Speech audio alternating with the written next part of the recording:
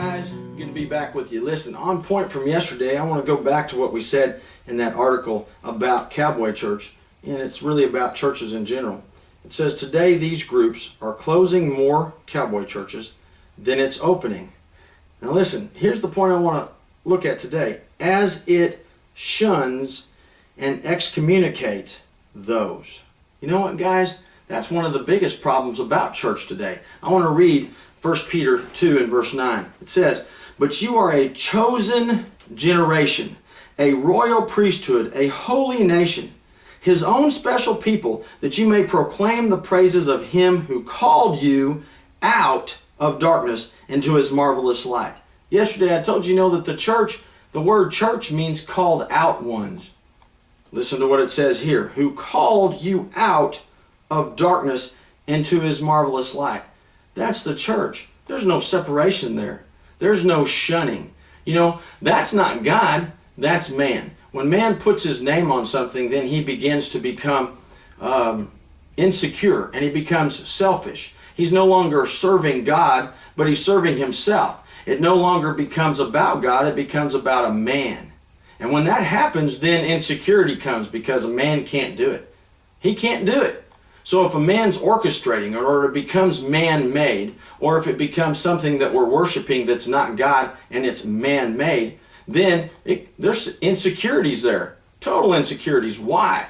Because we know we cannot hold it together. So in order to hold it together, we've got to create new rules and new things. And then what happens is anybody that doesn't abide by those rules or we feel like is intimidating us, then we shun them or excommunicate them. So all of a sudden now you go from being a church that is welcoming people in, that's saying, come to my church, as long as you don't intimidate me or make me feel as though maybe I'm challenged. Because if you do, I'll shun you. We'll pretend like you don't exist. And we use the words, and we use scripture like where Paul was talking about that we should separate ourselves from certain people. Well, guys, that was separating yourself from somebody who was purposely and willingly doing evil things. And it was doing it right there in the midst of the church, right there in the midst of congregation, or at home and letting everybody know that they were doing it. And saying that it was okay, believing it was okay, refusing to change. And then the worst part about that is walking around holding the name of the church out. In other words, everybody knew that they belonged to the church.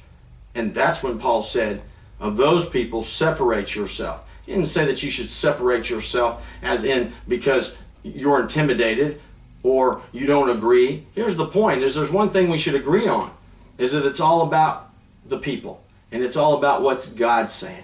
It's not about what name's on the building. It's not about what special rule we came up with because we think it fits us better. And you know what all it does is divide us. So that's the same very thing. That's why churches are closing more than they're opening. Because we continue to divide ourselves. A house divided against itself will not stand. That's what Jesus told us. So that's exactly what's happening. So what's going to have to change? We're going to have to stop this, man. If you invite somebody to church, invite them to church because you love them. Invite them to church because you want them to hear about God. You want them to walk in the victory of God, And if they decide to go do something else and it's of God, well, that's fine. You don't have to be a part of it. That's the whole idea, because you are a part of it. It's all about God, and if it's a God thing, then it's okay. Stop dividing ourselves and coming up with a name that isn't God. Anyways, that's it for today. Hey, God bless you, and we'll talk to you tomorrow.